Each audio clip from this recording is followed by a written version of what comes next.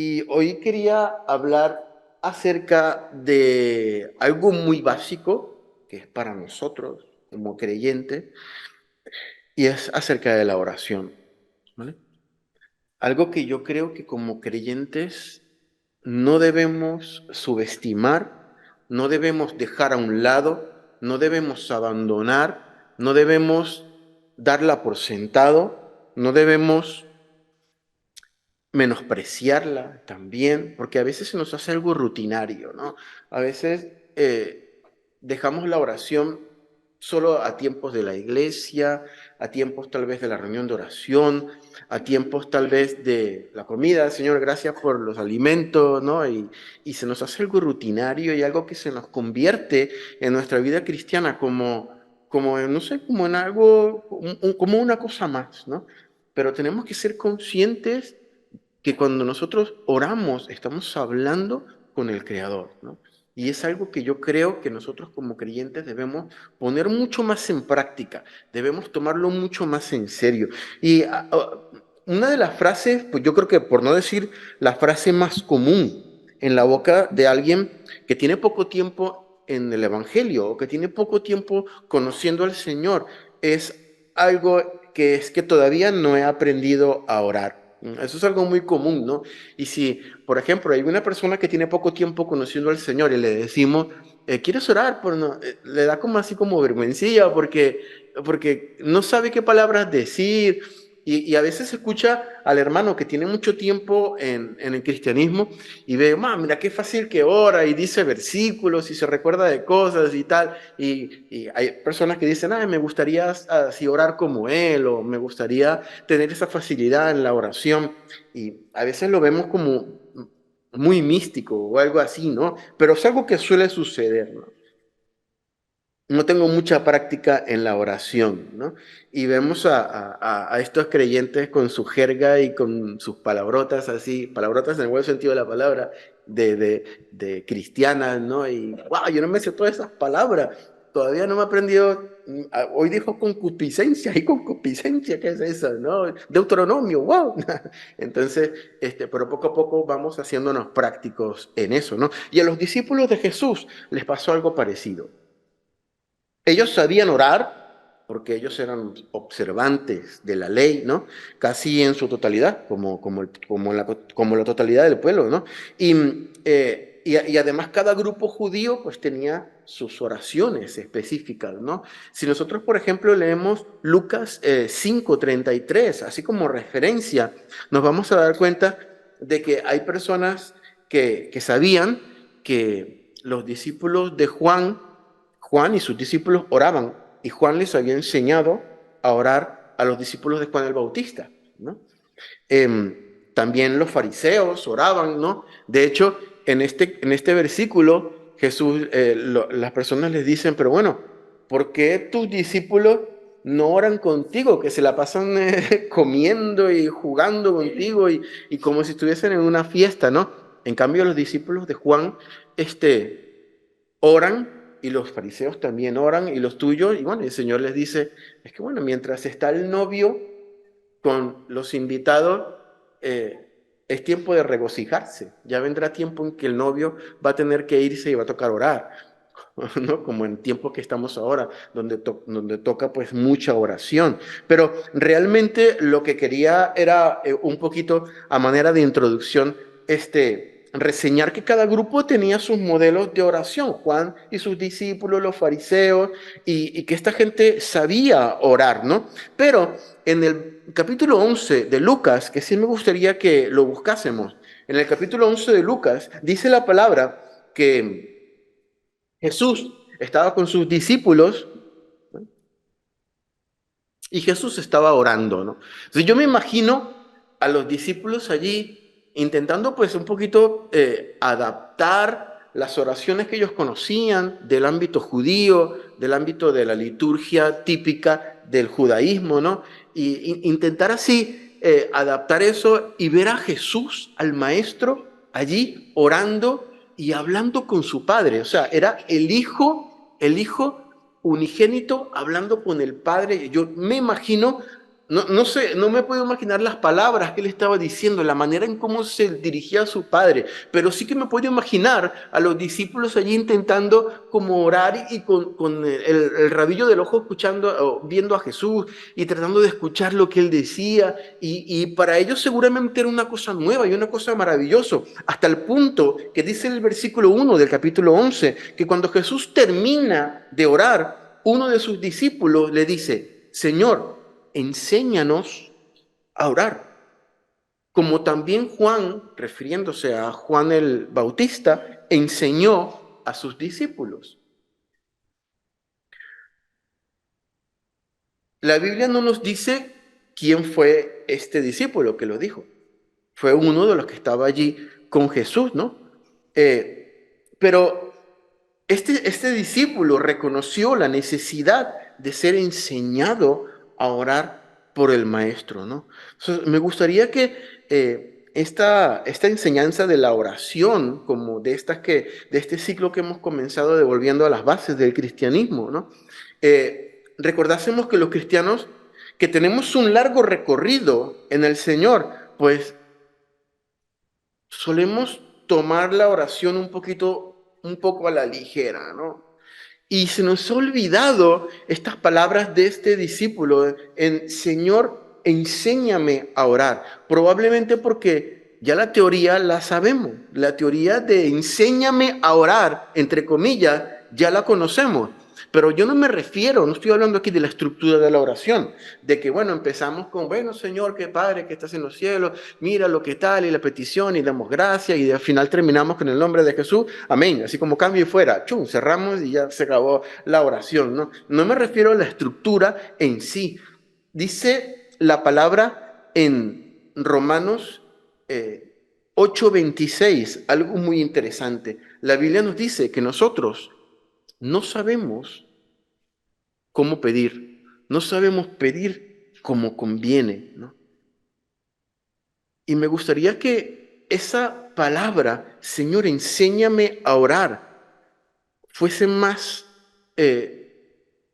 como estuviese en nuestros labios de una manera más continua, pero no en el sentido de: Señor, enséñame la estructura de la oración, sino: Señor, Espíritu Santo, guíame a orar como conviene. Enséñame en cada situación de mi vida a cómo tengo que orar. Porque esto no quiere decir que nosotros no tengamos claro el por qué nosotros tenemos que orar, lo que le vamos a pedir a Dios en oración. Pero tenemos que reconocer que como seres humanos no tenemos la completa capacidad de presentarle a Dios nuestros deseos y nuestros anhelos como Él quiere que nosotros se los presentemos, ¿no? Como Él quiere que nosotros lo hagamos. Muchas veces nuestras peticiones y nuestras oraciones están motivadas por nuestra propia necesidad o por nuestra propia naturaleza egoísta, o simplemente no están alineadas con su palabra o con lo que Dios quiere para nosotros en ese momento de nuestra vida. Incluso muchas veces hay situaciones que nos vemos superados por las situaciones y no sabemos ni siquiera cómo orar. Es que no nos salen ni las palabras, ¿no? Muchas veces no sabemos ni cómo empezar ni cómo terminar, ¿no?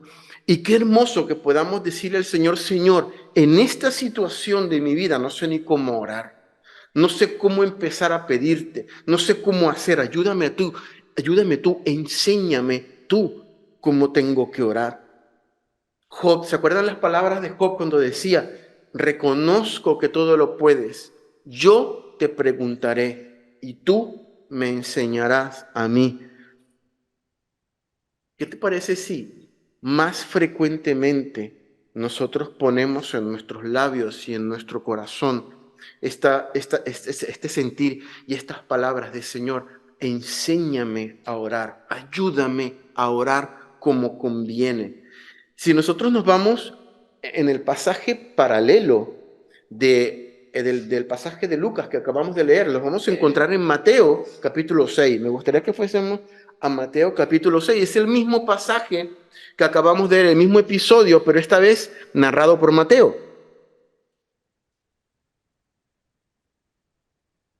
Y Mateo amplía mucho más el episodio, ¿no?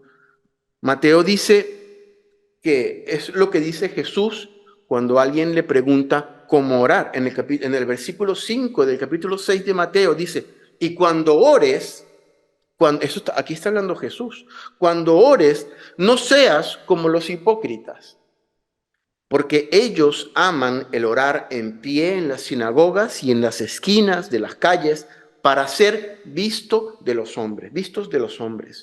De cierto os digo que ya tienen su recompensa. Versículo 6.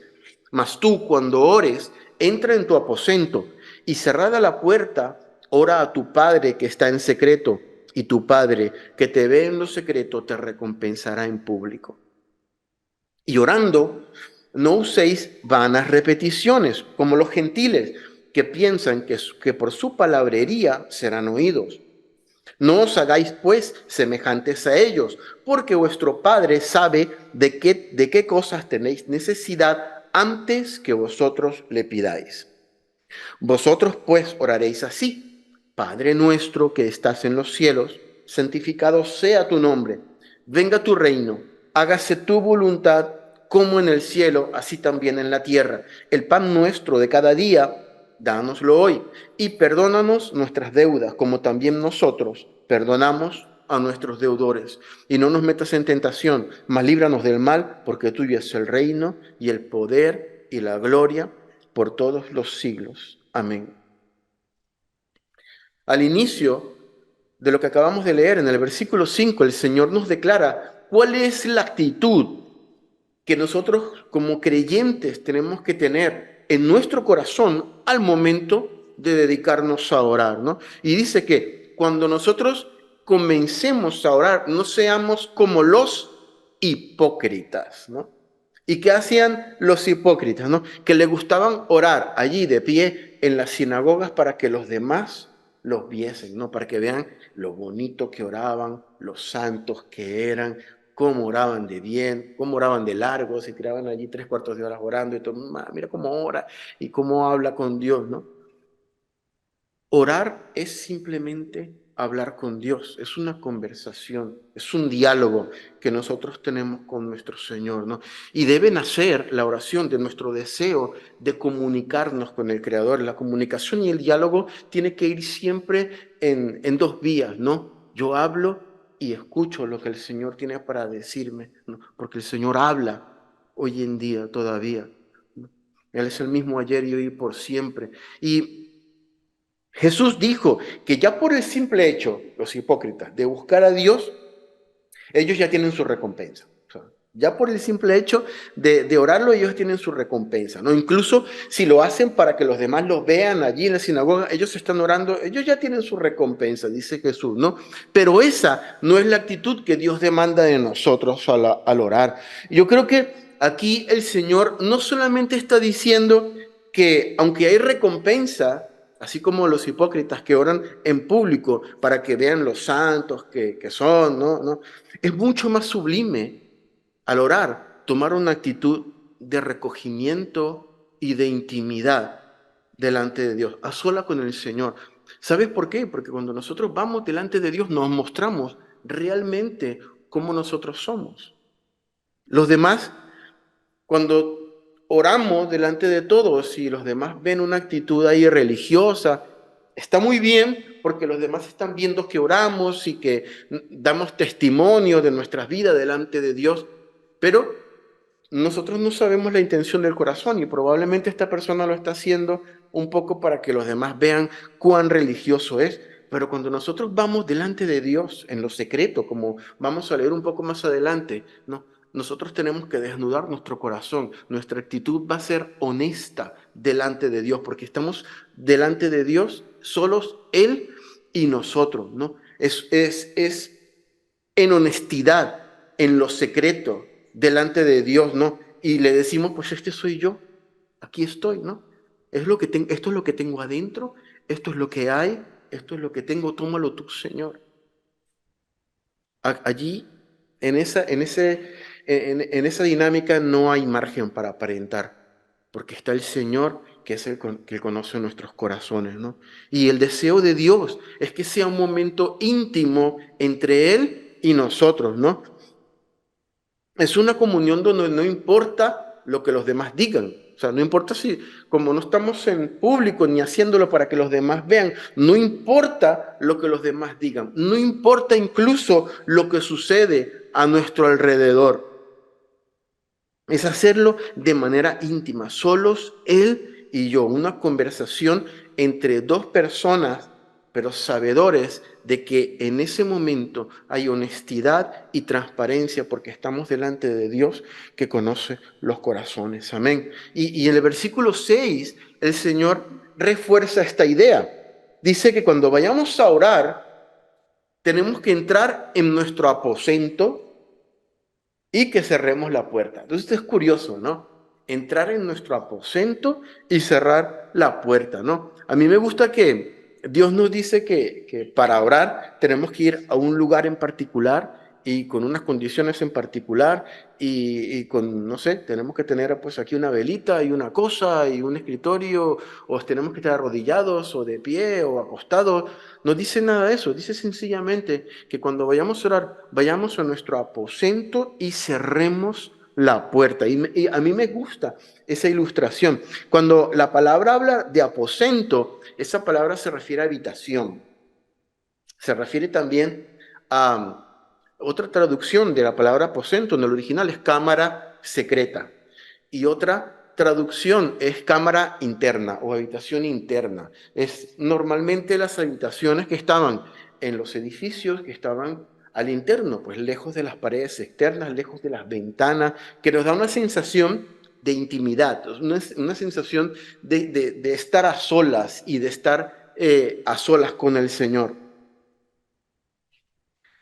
Y yo creo que cuando el Señor nos dice eso, no está hablando estrictamente de un lugar físico, pero también nos está hablando de una actitud del corazón. Es cierto que hay momentos en nuestros devocionales con el Señor y en nuestros momentos de oración en donde necesitamos un tiempo de quietud y, o sea, que no podemos orar allí en medio qué sé yo, de una multitud o, o allí, pues, qué sé yo, me arrodillo aquí en el metro, ¿no? O algo así, ¿no? Cuando vamos, porque va a ser complicado tener un momento de oración, ¿no? No que no se puede hacer, o no lo podamos hacer en nuestro corazón, pero va a ser complicado, ¿no? Pero que yo creo que Dios está hablando de nuestra actitud, ¿no? Que sepamos que cuando venimos a Él, nuestra actitud debe ser de exclusividad, de todo lo que tenemos nosotros en este momento, todo lo que traemos delante de Dios es entre Él y yo. Y por eso el Señor dice, en el aposento, en la cámara secreta, en el lugar que esté aislado de todo lo que está por fuera y la puerta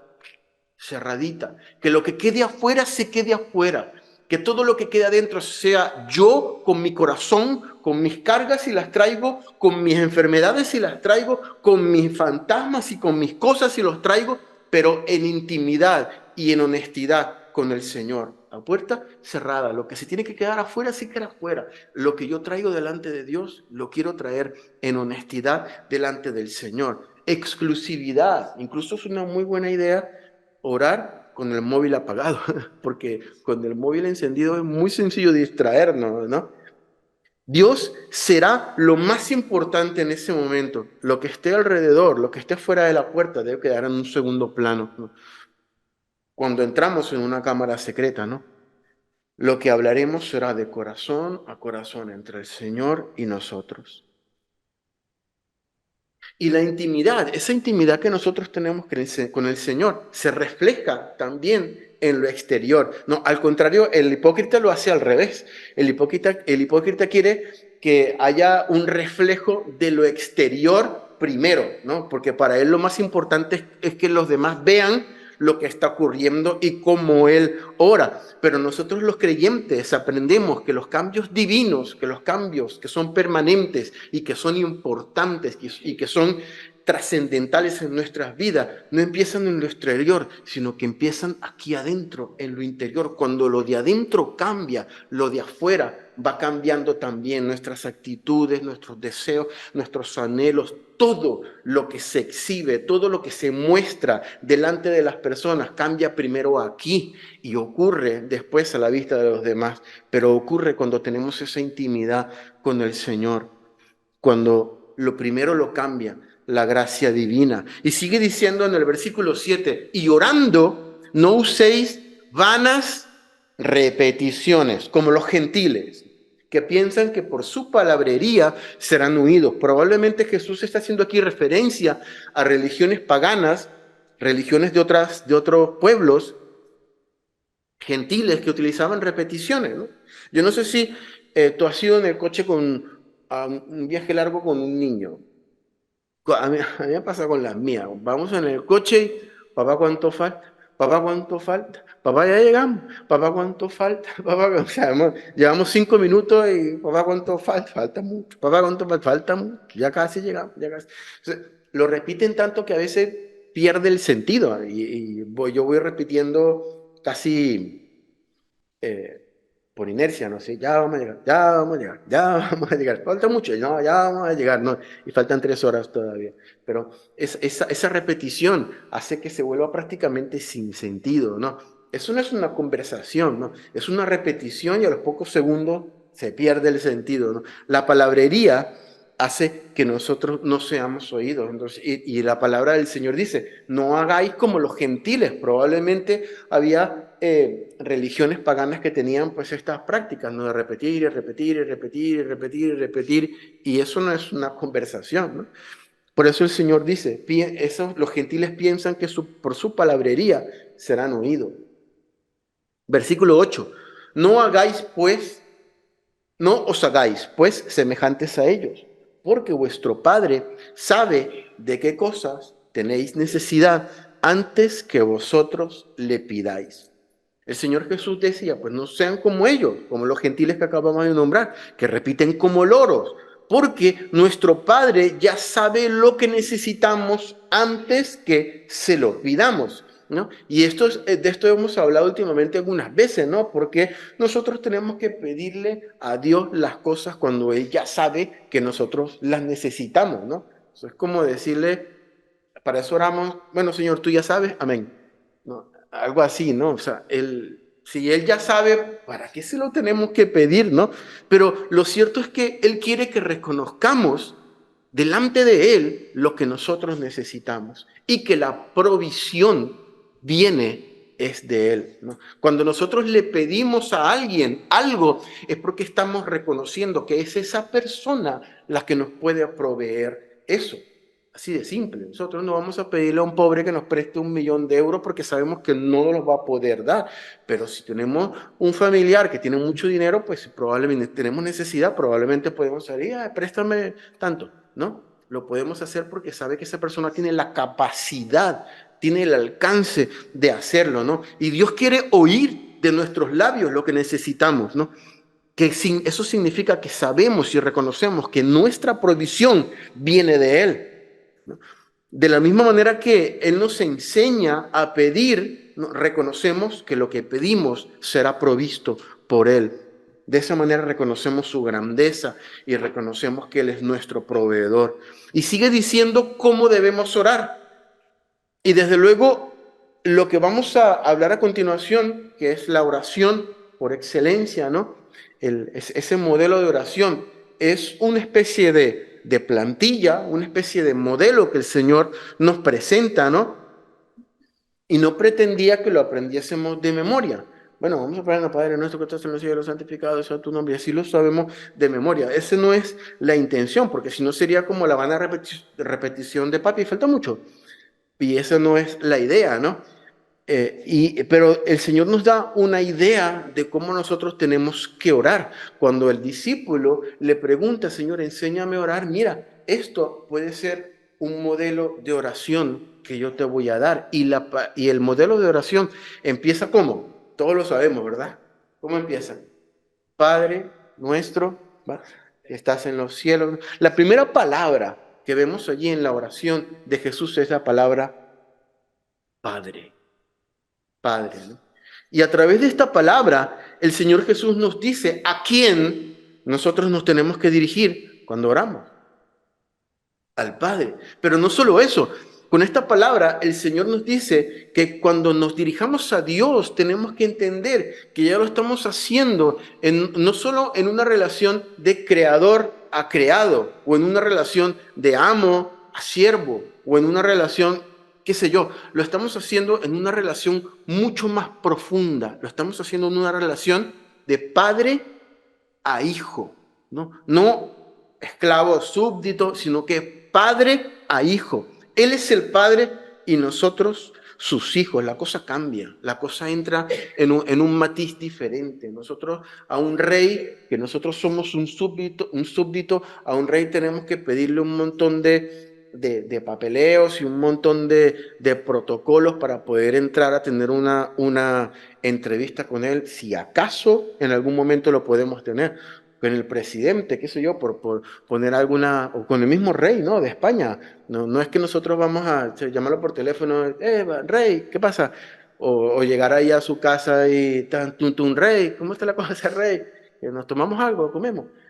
No, no funciona así, no funciona así, pero la Biblia nos dice que ahora la dinámica cambia, que nos dirigimos a Él como un padre. Yo no sé hasta qué punto los discípulos de Jesús veían al Dios Todopoderoso, al Jehová, como el papá, como el padre. Y Jesús probablemente les cambió el paradigma. Muchos le dicen, cuando te dirijas a Dios Todopoderoso, dile Padre.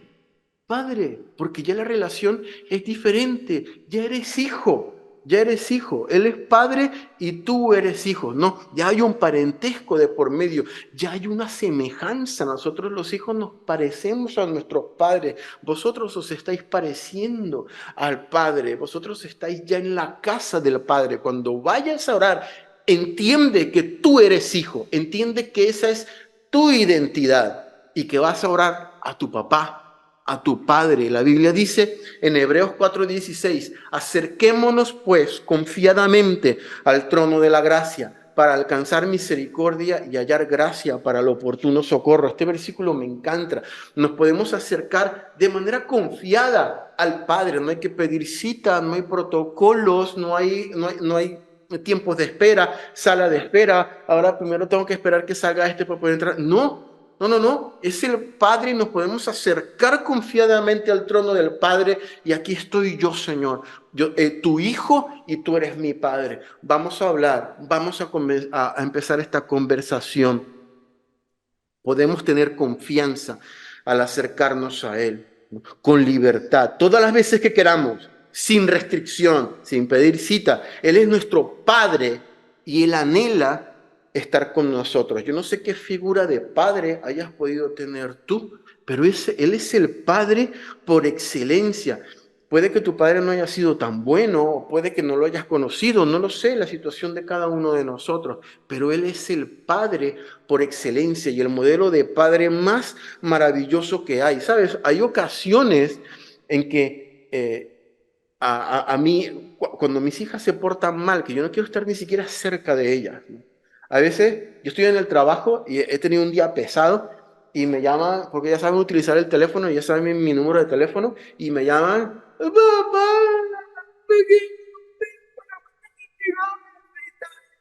no quiero esto, no quiero lo otro.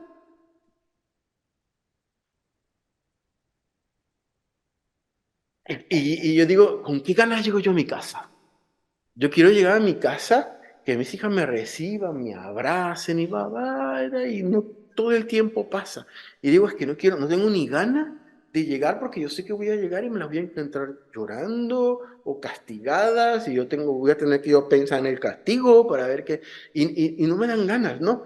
Y yo me sopeso yo mismo y me examino y digo, gracias a Dios que mi Padre Celestial no es así conmigo con todas las cosas que yo tengo, con todas las locuras y con todas las malas crianzas que yo tengo, Él siempre anhela estar allí esperándome cuando yo venga en oración. No es que me dice, Rocco, otra vez, tú es que no tengo ni ganas de escucharte por el amor de... No, no funciona así porque Él no es como yo, Él no es el modelo de padre que yo soy. Estás aquí otra vez, ven que te abrazo, ven que te recibo, porque yo soy el Padre por excelencia. Sí, yo sé que tú no eres perfecto, pero aquí estamos y estamos trabajándolo y nos estamos ayudando y estamos viendo cómo echamos para adelante con la gracia que te estoy dando. Y ese es lo hermoso de la diferencia entre la relación paterno-filial del mundo y la relación que nosotros tenemos con el Señor. Gracias, Señor, porque tú no eres el Padre que soy yo, tú eres infinitamente mejor. Y luego la palabra del Señor dice Padre, pero no se queda allí. Luego hay otra palabra, nuestro. Nuestro, y esta palabra es importantísima y me gusta que el Señor no dijo, cuando oréis, decir, Padre mío, porque funciona también, ¿no? Si es nuestro, pues es mío de cada uno de nosotros. Pero la Biblia no dice Padre mío, que aunque Padre era Padre de Jesús, Jesús lo dijo en plural, Padre nuestro. ¿Por qué? Porque Él es nuestro Padre. Y me encanta porque el Señor dice con esta palabra, ¿no? Que hay una diferencia entre decir Padre nuestro y Padre mío. Cuando nosotros decimos Padre nuestro, estamos reconociendo que Él es nuestro Padre, sí, pero también que nosotros tenemos hermanos, ¿no? Él es un padre y padre de muchos. El hecho de decir nuestro significa que compartimos ese padre con muchos hermanos, con nuestros hermanos. Formamos parte de una familia. Oramos a un padre, pero sabiendo que alrededor de nosotros están nuestros hermanos, hermanos que debemos amar, hermanos que debemos cuidar, hermanos por los cuales nos debemos preocupar y tenerlos presentes. Nuestros hermanos viven bajo el mismo techo del Padre. Estamos juntos como familia. Recientemente me contaba mi hermana, porque yo le preguntaba acerca de la gente que yo conocía ahí en Venezuela. Y mire, ¿cómo está este? ¿Y cómo está el otro? ¿Y cómo está la iglesia tal? Porque yo no conocía a muchas iglesias allí donde yo estaba, ¿no? Yo tenía mucho tiempo como creyente y tenía muchas relaciones con muchas iglesias de la ciudad. Y esta iglesia y tal, y este pastor y tal. Y en una me comentó, bueno, en esta iglesia hubo un problema y hubo una división y se fue un grupo pues se juntó y se fueron para como otra iglesia. Y yo le pregunté, ¿y quién es el pastor de esta iglesia? No, se fueron sin pastor. Ellos se juntaron, hicieron una cosa, era algo así, ¿no? Hicieron como, no sé, como una comunidad una cooperativa, ¿no? Algo así, no tenemos jefe, somos todos, todos somos jefes, todos somos una cooperativa cristiana, ¿no? Sin pastor, ¿no? Entonces, de allí a pasar a ser secta, hay un pasito muy, muy pequeñito, ¿no? Y la mayoría de las sectas que conocemos nacen de esa manera, ¿no? Surgen de la necedad, de la tosudez de quienes dicen, yo vivo el cristianismo a mi manera, ¿no? Yo no digo Padre nuestro, yo digo Padre mío, porque pues yo soy un hijo súper especial y a mí el Padre me revela cosas especiales que a los demás hermanos míos no les revela. Entonces yo me voy para mi lado y yo digo cómo hay que vivir el cristianismo, porque yo creo que ese es, porque a mí me conviene más, porque a mí me gusta más así. Entonces en vez de decirle Padre nuestro, dice Padre mío porque yo hago lo que a mí me da la gana, porque yo vivo como yo creo que debemos vivir. Pero la Biblia nos dice clarito, Padre nuestro, nosotros vivimos en comunidad y en familia y y el cuerpo de Cristo, unos son manos, son piernas, otros son pies, otros son ojos y cuando nosotros descompletamos eso, la cosa no va bien, la cosa no va bien. Por eso es que el Señor nos dice, Padre nuestro. El Señor no tiene esa exclusividad paternal para nadie. Él es Padre de todos y nos ama especialmente a todos de la misma manera, ¿no? El Padre me ama a mí de la misma manera que ama a mi hermano. Yo no soy más especial que nadie. Soy tan especial como tú y como tú y como tú y como todos los que estamos aquí, ¿no? Después sigue diciendo, Padre nuestro, ¿no? Él es nuestro Padre, vivimos con comunidad, en familia, y sigue diciendo algo interesante que a mí me llama mucho la atención, que estás en los cielos. Y aquí me da la impresión de que el Señor nos está recordando su soberanía, su altura, ¿no? Su estatus, ¿no? Que el Padre está diciendo, mira, yo estoy por encima de cualquier cosa. Yo soy soberano, ¿no? De cualquier cosa que nosotros conozcamos, hagamos o pensemos. Arriba de mí no hay techo. Arriba de mí, por encima de mí, no hay cielo. Yo soy el top. Yo soy el que estoy arriba en los cielos, ¿no?